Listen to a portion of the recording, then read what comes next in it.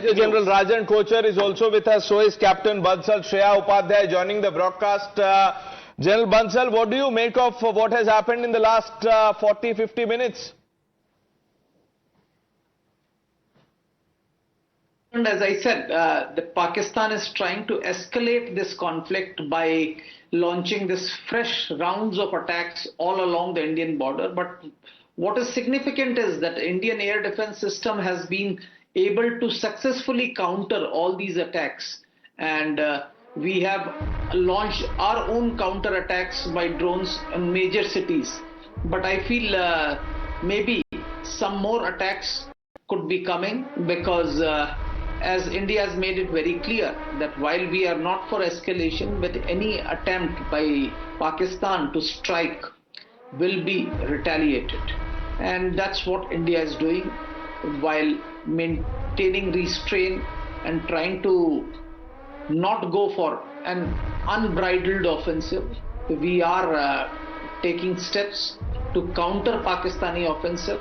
Initial attacks was only on terrorist outfits, but since Pakistani counter-attacked on military targets, we have also counter-attacked on military targets. Captain Bansal, you're absolutely right. You know, India loves peace, but Pakistan will have to face the cost of the aggression, provocation. Call it what you want to. Major General Kochar, what do you make of the capture of a Pakistani pilot? How significant is this?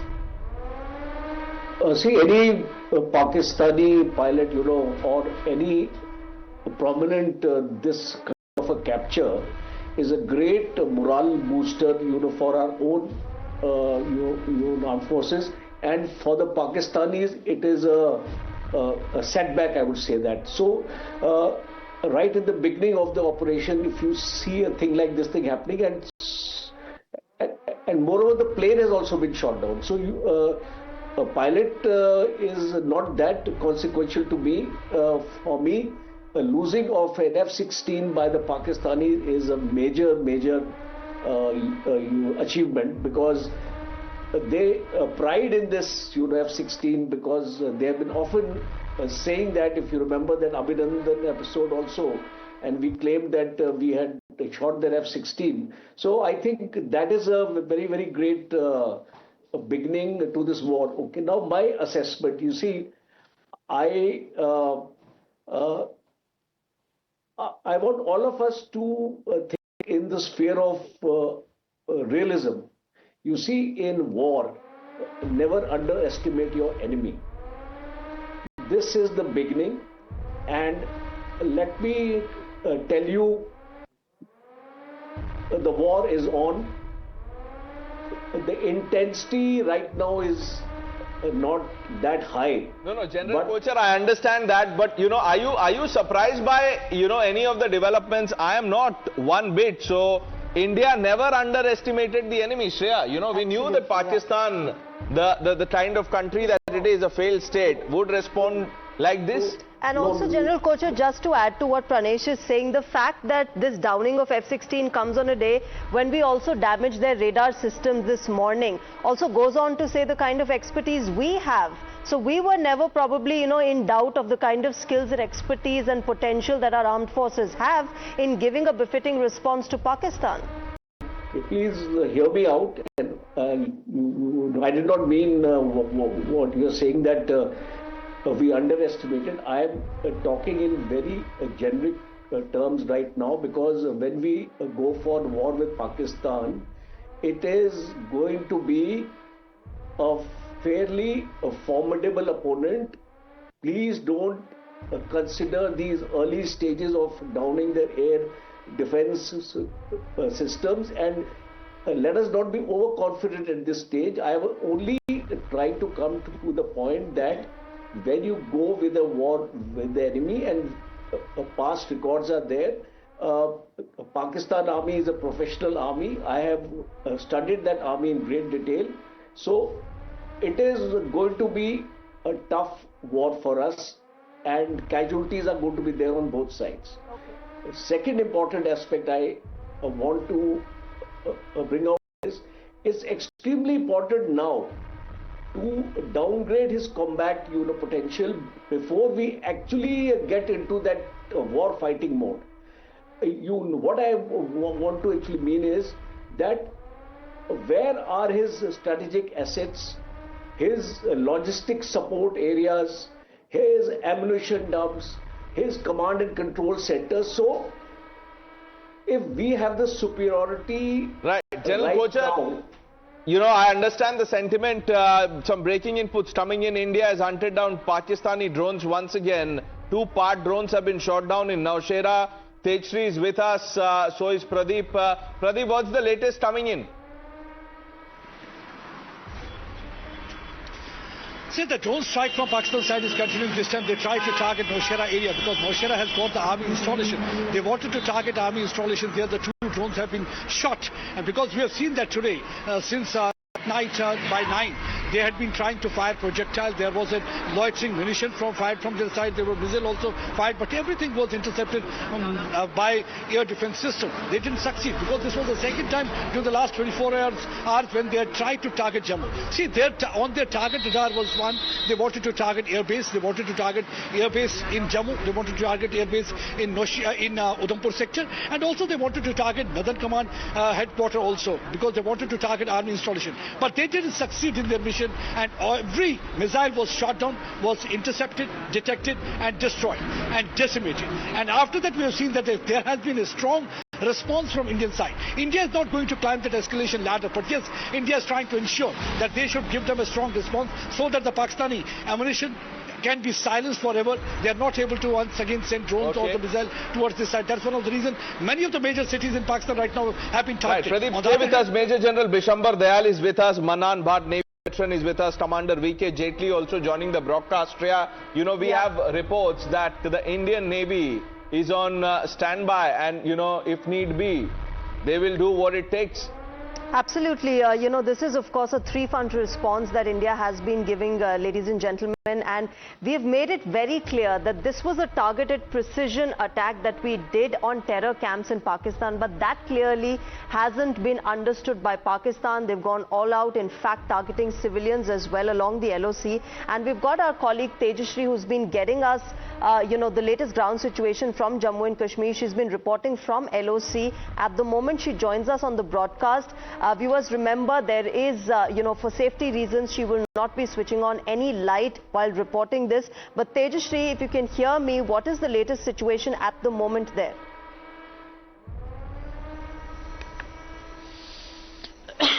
Well, absolutely, you rightly mentioned, because of security reasons, we are going to mention our exact location as well, and not in fact going to switch our lights as well.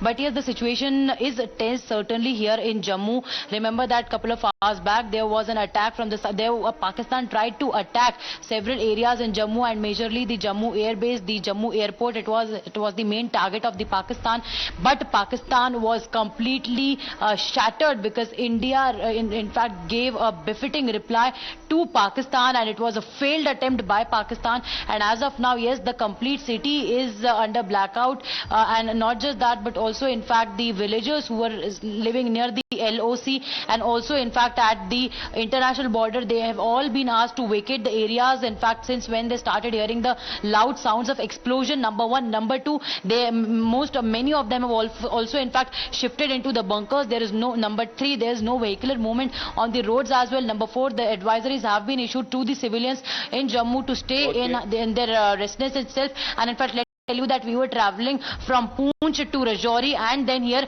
to Jammu. So all in fact the way we also saw the international border. And let me also highlight to the fact that yes, there were there was ceasefire violation and continuous shelling in Poonch as well. Poonch was stay safe, keep giving us more updates. We'll keep coming back to you. General Bishambar Dayal, Pakistan, by doing what it has asked for trouble. It is our chance, India's chance, to teach Pakistan a lesson, a lasting one, that it remembers. There's no doubt that the events, that the way they have unfolded, I mean, Pakistan has escalated and Pakistan actually has committed war. It is war. When you cross our international border, when you try to strike at our military assets, when you try to strike at our cities, it's a war. They've declared a war. Now, all this is part of the start of the war initially, the way they've started, Actually, they've not started the way with the intensity that they could have. But you know, but I said, I've been saying so, that probably they are looking at something to gain something out of the initial stages, a face-saving measure, so that thereafter they can find some ladder where the international community, where some sort of, you know, face-saving this thing is brought to them, but and they de-escalate. That global sympathy that they're looking for, and that Pakistan has... It's not sympathy, it's the pressure. It's not the sympathy, it is the so pressure. This is what I was getting so to. There's no sympathy, from there's the clearly international pressure. community will give them an escape. No, if suppose America starts calling them up, suppose Saudi Arabia starts calling them up, Britain start calling them up, that will de-escalate, please go to the table, you withdraw, you do not. So Pakistan, the onus is now on Pakistan. The pressure is on Pakistan, not on India. They have committed a war. You must take it as a war. They've been doing this to you for the last 30 years. They've been causing you pain. We are at pain.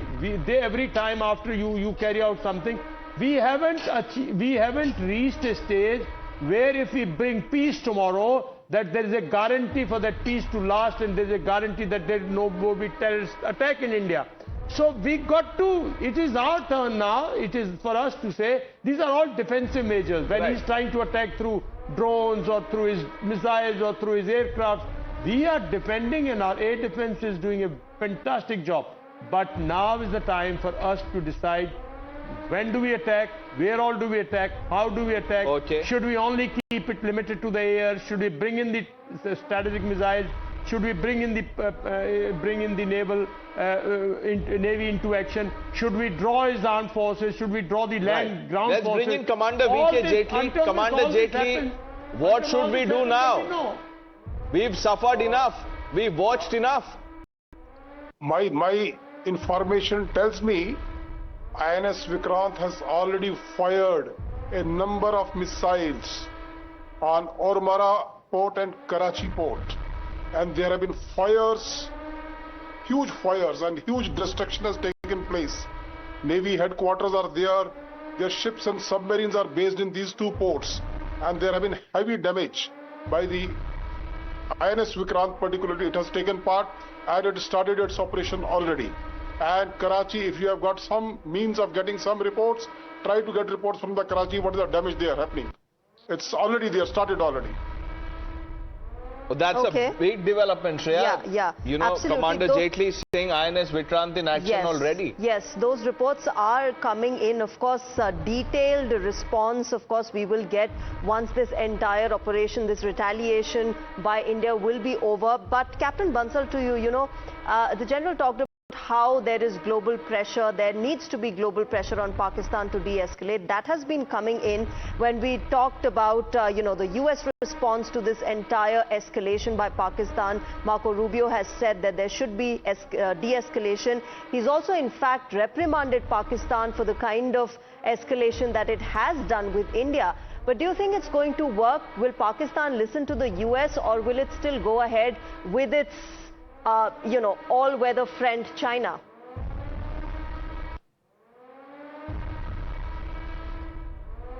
So I think you're on mute. Captain Bansal, you're on mute. I just wanted to tell you that Pakistan has a very peculiar problem. As I said, Pakistan does not have the ammunition to fight a prolonged war. Its economic condition is already pathetic. But despite that, as I said, army would want to project and continue fighting. While China is an all-weather friend, but US has a leverage over Pakistan which no other country has. And that is that virtually every senior officer of Pakistan Army or Pakistan Navy or Pakistan Air Force has a relative in US. Not only the defense officers, but also the bureaucracy, politicians, everybody has a relative in US. And the threat of US withdrawing visas is such an important tool by which US has managed to manipulate Pakistan at so many times.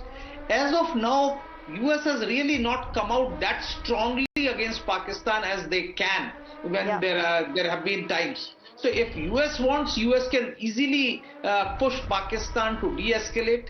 But I still feel while they are making statements, they have really not cracked down, because if US wants, the IMF will not give them the next tranche. Yeah. With US opposition, there is no way that IMF will give them the next tranche. And if that goes, and if US also pressurizes Saudi Arabia and UAE withdraw their funds from State Bank of Pakistan, Pakistan would be bankrupt. There is no foreign exchange reserve. The total foreign exchange reserves is around $10 billion. And they are actually paying out more. And there is about $7 billion of UAE and Saudi Arabia in the State Bank of Pakistan. If that $7 billion is gone, the others would also take it out. So if IMF doesn't give them loan and these two don't, Pakistan is in no position to fight a war, leave aside survive. They will not be in a position to survive. I mean, that country is already bankrupt, Alok Bansal. I mean, what more do we expect from Pakistan? But Pranesh, you were saying something. Go ahead. Manan Bhatt, what do you make of what is unfolding? For me, it is an all-out war that is unfolding. What I get from this, Pakistan, the way Pakistan is escalating the matters, they are bringing on their own destruction.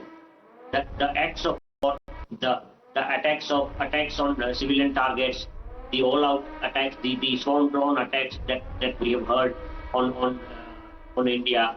This is all is they are I think they are gunning for war. उनका एक ही इरादा मुझे लग रहा है कि वो अपना खुद का डिस्ट्रक्शन चाहते हैं. और what I see from Asim Munir's approach when he कहते हैं ना कि एक पूरे गुलिस्तान को उजाड़ने के लिए एक चिंगारी काफी है. तो Asim Munir ने the चिंगारी that he lit in Pahalgam is going to be going to bring the destruction of the entire country. वो पूरे गुलिस्तान जो पाकिस्तान उन्होंने बनाया था वो अभी डिस्ट्रक्शन की ओर जा रहा है. ये परिस्थिति के लिए वो लोग खुद जिम्मेवार हैं. Right.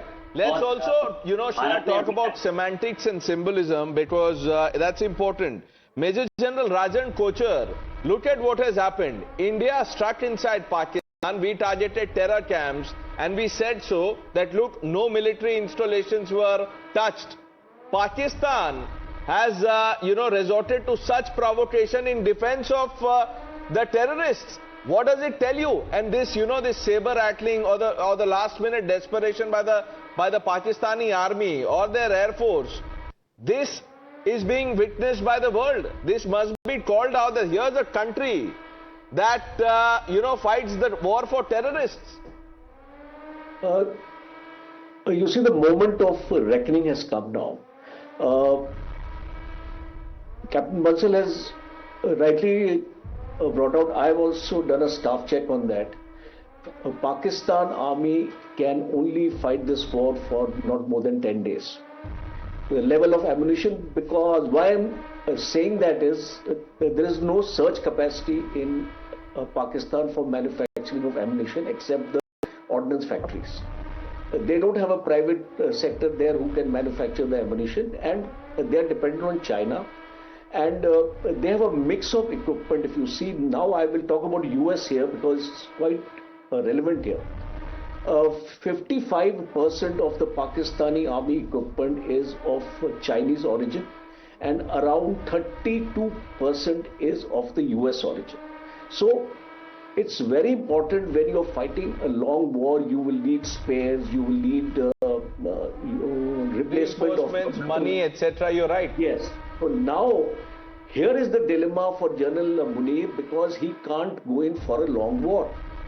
He has to do whatever he can in this short time of 7 to 10 days, and he also knows it. So, where is our trump card here playing about? We have to ensure that in this first 7 days of war, we use maximum force on Pakistan. We showed no restraint on Pakistan. Whatever his areas are there, we use a strategic forces command now.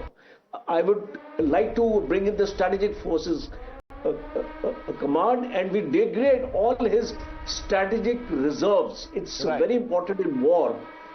If you degrade the reserves of the enemy, he will not be able to fight at all. So I would recommend, with the kind of technology, the missiles we have, and the range of the missiles, I won't even mind using those Agnis and you Prithvis and Akash missiles. right from day 2 or day 3. Right. Because once we degrade him to that extent, there will be a great possibility that the US pressure will work on him. The US pressure can only work on him. Right.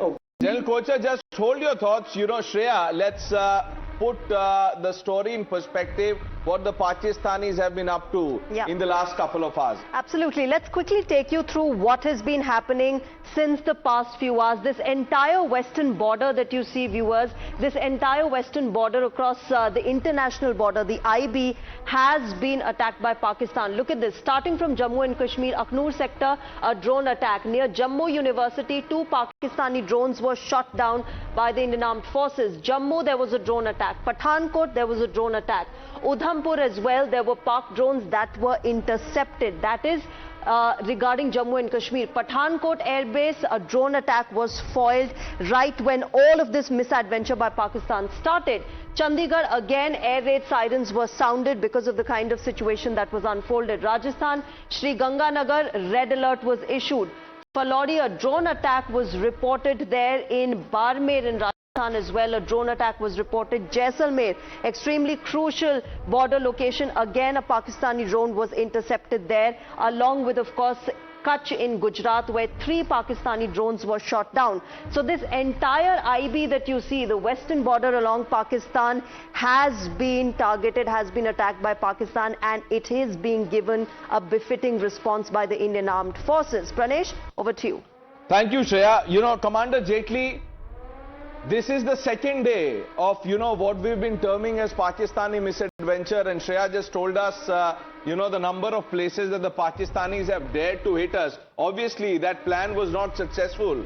But, you know, at the cost of repeating what I said in the beginning, that this is not the first time that the Pakistanis have done this. How long are we going to play this waiting game? We are not waiting at all. I think we have started responding beautifully. And the moment they did this misadventure yesterday night, with so many places, as was just now described, attacks on Jammu, Pathankot, Udhampur, Chandigarh, Sri Ganganagar, Palodia, Jaisalmer, Kutch, etc., we have responded to them beautifully, given them a real hard kick. And the way we have destroyed their radar systems, destroyed their so many installations, army installations, Pakistan is in real trouble at this stage. Okay. And as I told just now, Indian Navy has also blasted beautifully. As far as the Karachi port is concerned, they have done huge damage. They have done huge damage into the Oramara, another port where a lot of naval installations are present of the Pakistan Army. So we are not sitting back at all. We are giving them back in a beautiful way, in a befitting manner. And our Prime Minister Modi ji, he has given full go-ahead to Army, Air Force, Navy.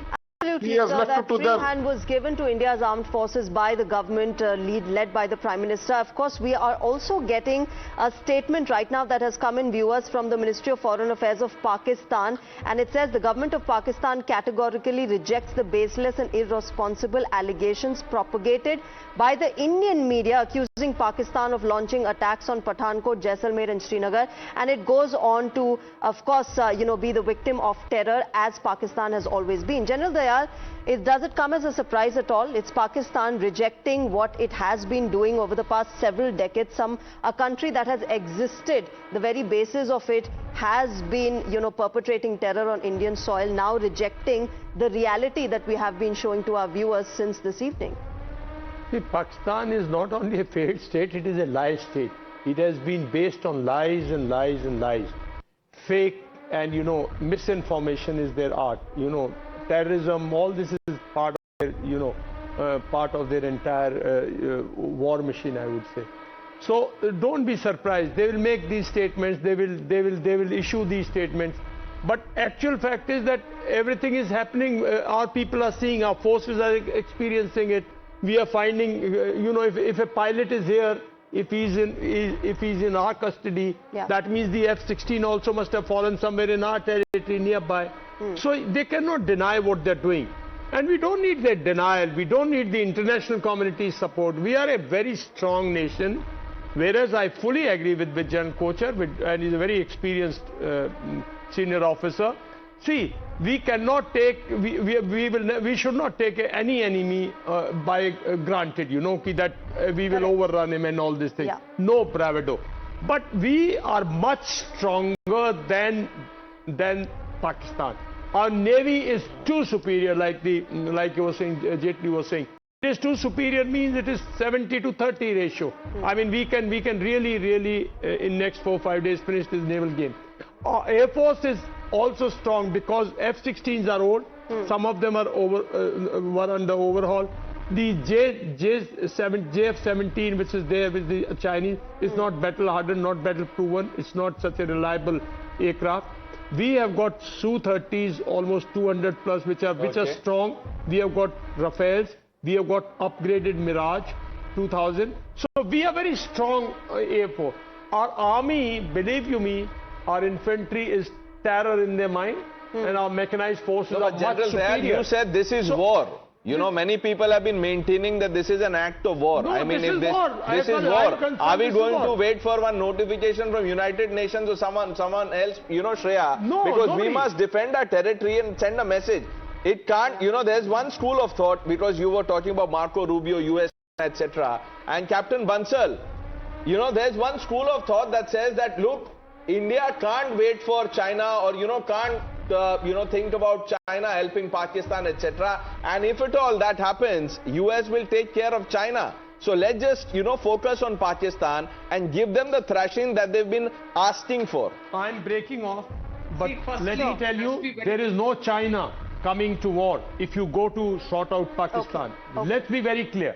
Okay. Right? There's no China there. Okay. Right? General, Thank you. very much. Thank you, Jai Hind. Captain Bansal, you want to come in on what Pranesh said, the fact that we don't need anyone, but it always helps, doesn't it? The fact that you're able to create that kind of global pressure on Pakistan would mean something in this kind of a situation where we know that our right of self-defense stands correct.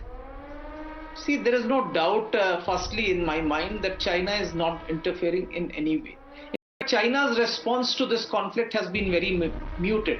They only made a statement that it's regrettable. Now, that's as comparable to what US statement was, where US President said it was a shame. But otherwise, it's just the similar attitude. None of them are going to do anything. Neither are they going to do anything. They'll just keep making statements. We have to fight our own battles, let there be no doubt. And we are superior to Pakistan, and our primary superiority to Pakistan lies in the field of economics. We are not so superior to Pakistan either in the field of army or in air force as is being projected. We definitely have a huge naval superiority, but we are extremely superior as far as governance, economics and internal order is concerned. The biggest problem that Pakistan faces today is its economic crisis. It doesn't have money to import ammunition. It doesn't have money to import equipment. Its army is fairly large. But even more important is that it is having internal problems. The Baloch are creating problems. There are turbulence in Balochistan. There have been blasts in Quetta. There have been roadblocks between Quetta and Karachi. A whole train has been hijacked in the past. On the other side, Tehreek-e-Taliban, Pakistan from Afghanistan border has been attacking them. They have had problems with Afghanistan. There are problems with PTM. The Pakhtun nationalists have been protesting. The Sindhi nationalists were protesting against the Cholistan Canal. That's right. So the internal disorders coupled with economic crisis actually makes Pakistan Captain Bansal, you're right. And, Shreya, which is why India must use all of this to, pulverize Pakistan. I don't think there's any other word that just does justice to what the sentiment right now is. You have some more information on the map. What we've been telling you is where all Pakistan had its misadventures, but let's also tell you how India has responded. The locations, the different locations right here where India has struck so far. Muzaffarabad, Peshawar, Islamabad, Kotli, Gurjanwala, Sagroda, Sialkot, Lahore, Faisalabad, as well as Karachi. Multiple locations where Indian strikes have happened in response to what Pakistan has done today, viewers. And this is just the beginning. This is just you know, a promo, a trailer of what India has been doing against Pakistan and against Pakistan-sponsored terrorism. This, ladies and gentlemen, is the current situation. But remember, this is an unfolding situation, an evolving situation. As and when Pakistan attacks us and our civilian and military targets, we will make sure that we give them a befitting response. Stay on the map. I mean, you know, we're talking about India hitting Islamabad. Does it get any bigger than this? Exactly. And, you know, this is one of the images, Pranesh, that every Indian would be very proud of tonight, because look at the kind of locations that we have been able to strike tonight in response to what Pakistan has done, obviously reflecting the kind of you know, capabilities, the kind of expertise that our armed forces have. Look at this: Karachi, Islamabad, Sialkot, Lahore, again another important city. So extremely crucial locations that have been struck in response. Of course, as we said, we will keep getting you the latest current situation, because this is still unfolding, this is still a developing situation. Shreya, just stay on this, take the map, and General Kocher wants to come in. So I'll just take 2 minutes and then I have Sir, to this is the channel to be. Where are you going, sir? Stay with us. I know, but you know, some obligations have to be met at times. I just very beautifully depicted. I think one thing is missing here is Rawalpindi, and I would like Rawalpindi also to come in by tomorrow when India strikes Rawalpindi, because that is the nerve center of the Pakistan army. They will be, if you hit Rawalpindi, you will find, I think the stadium was hit today. If I remember you correctly, the Rawalpindi stadium was hit today. And the Pakistani headquarters must be hit first. And that's why I was advocating the Strategic Forces Command to come in. And I maintain my assessment in the manner that the first 5 days starting from today are going to be the most crucial in this battle. After that, the pressure will come in, because first 4-5 days no pressure is going to work right now, because on both sides. So it's extremely crucial now that how fast we can hit them and how hard we can hit them is the essence of this battle. And if we are able to decapacitate their combat potential in the first 4-5 days, I think the war would be won. Thank you, sir. Thank you for joining us. We'll let you go, but you know, only with the promise that you'll come back again. Let's bring in Pradeep Datta. Pradeep, bring us up to speed. What's been happening? Tell us the 5 latest developments.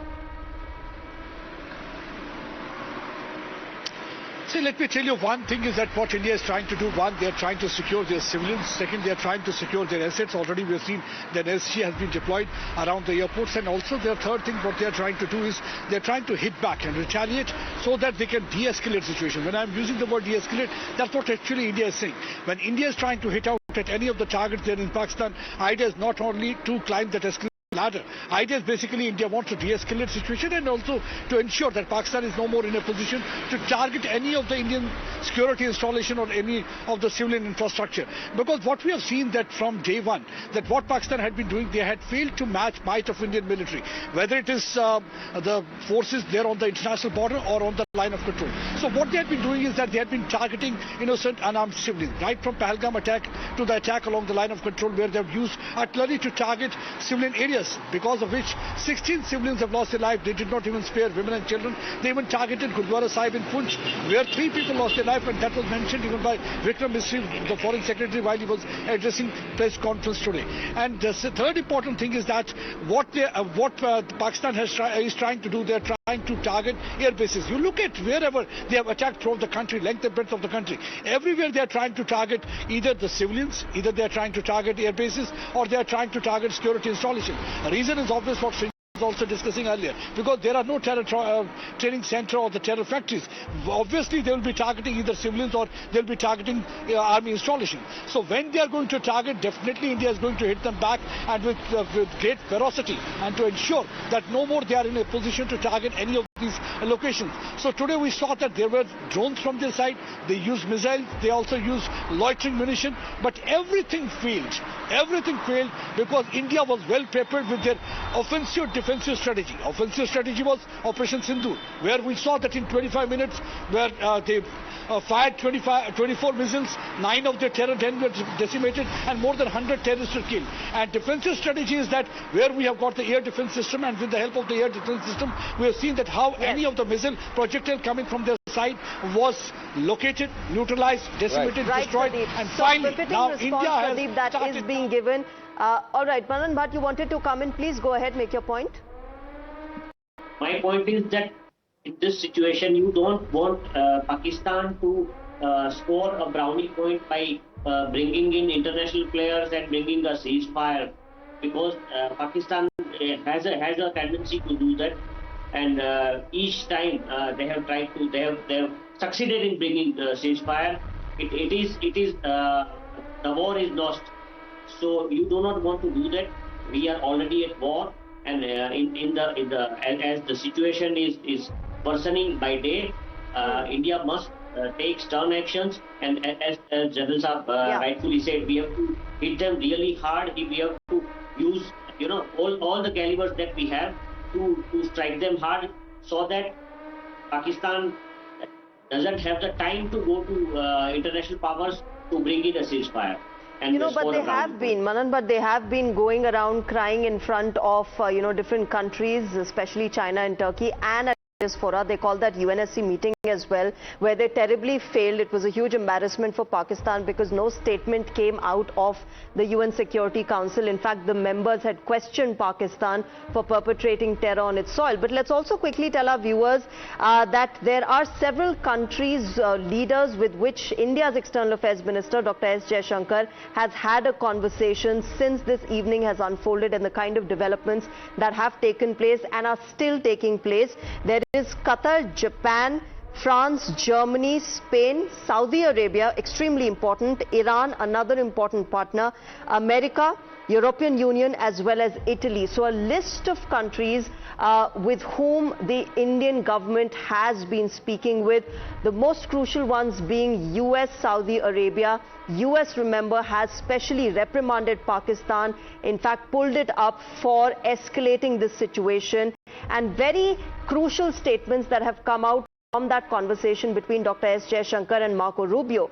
Marco Rubio and the United States of America has said that it is urging Pakistan to de-escalate the situation while reaffirming American support to India's right of self-defense. And that, ladies and gentlemen, is where this entire situation lies. The kind of support that India has been getting, because the world today understands that you cannot buy into Pakistan's lies. They asked for evidence, we gave them evidence. We held that sharp presser where we gave them point-by-point evidence of the terror camps that we've struck. But it's a rogue country that we're dealing with, Shreya. Yes, Dossiers, pressers, they don't believe in all of this. And you were talking about the embarrassment of the UN. Well, Pakistan is used to, greater, bigger embarrassments. Osama, the dreaded terrorist, was found in Ahmedabad near, the GHQ. So, tells you a lot about that country. But Commander Jaitly, the cost of this Pakistani belligerence must be so severe that it is unbearable.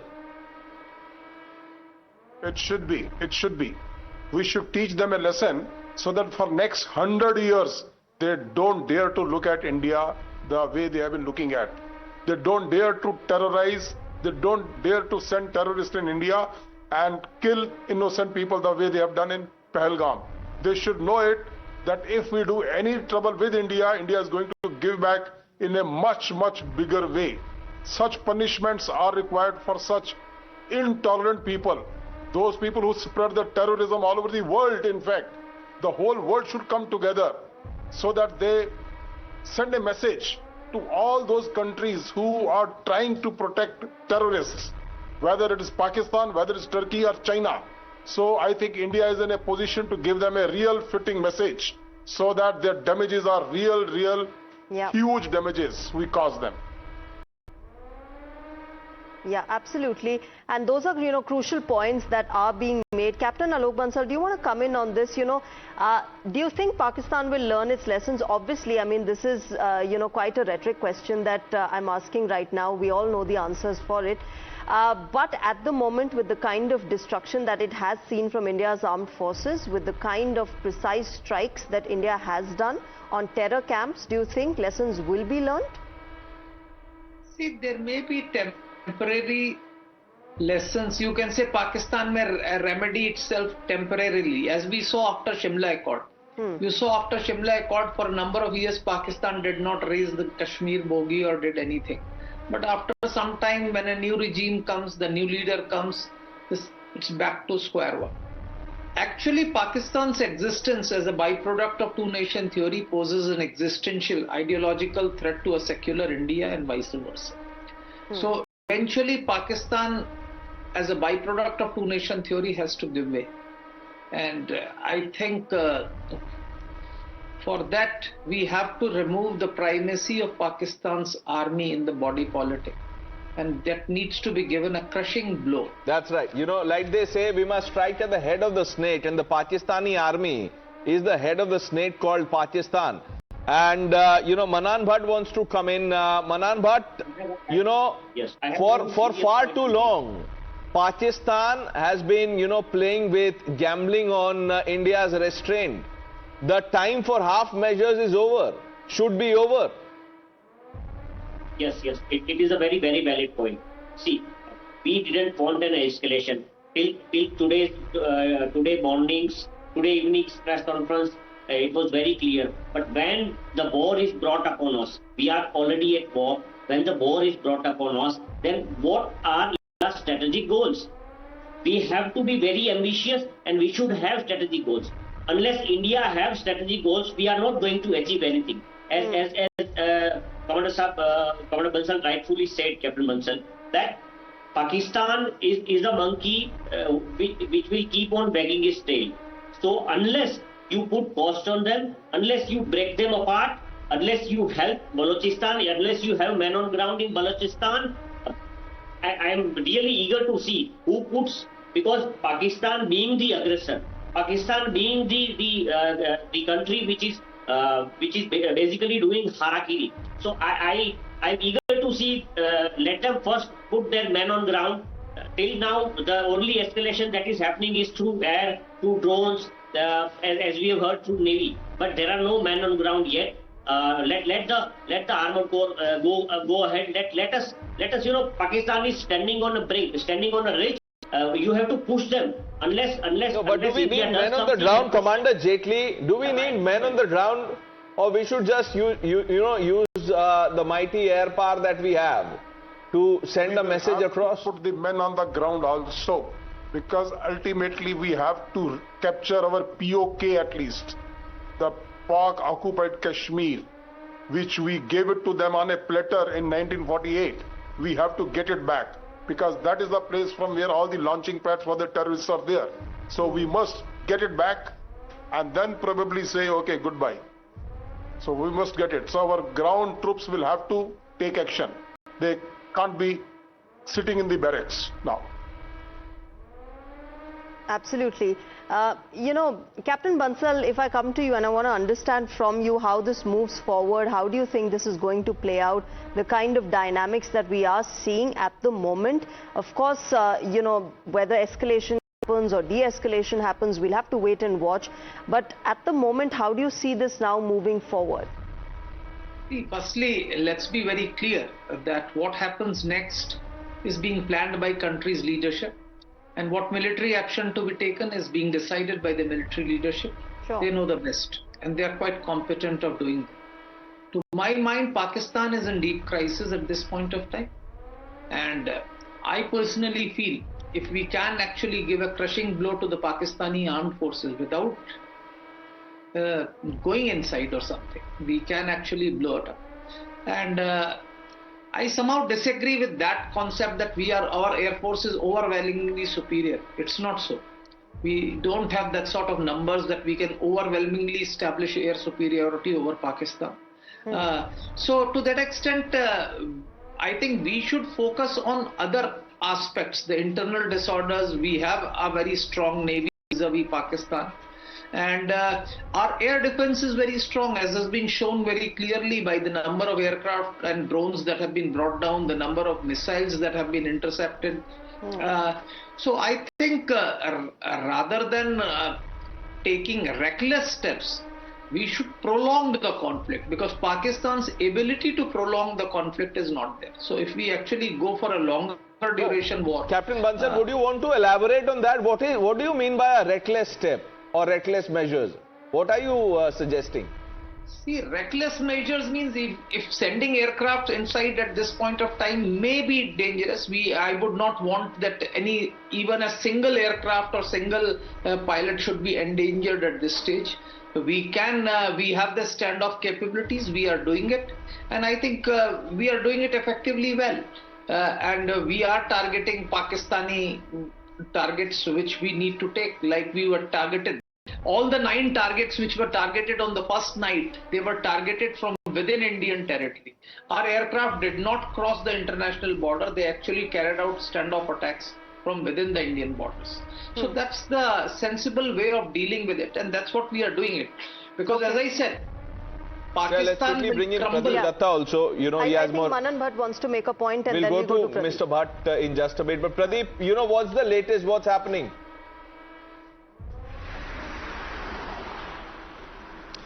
See, right now 2-3 things are happening, because we have seen that Pakistan is failing to match military might of Indian forces, and that's what actually they are resorting to fakery. When I say they are resorting to fakery, already we have seen that they're also trying to spread rumors.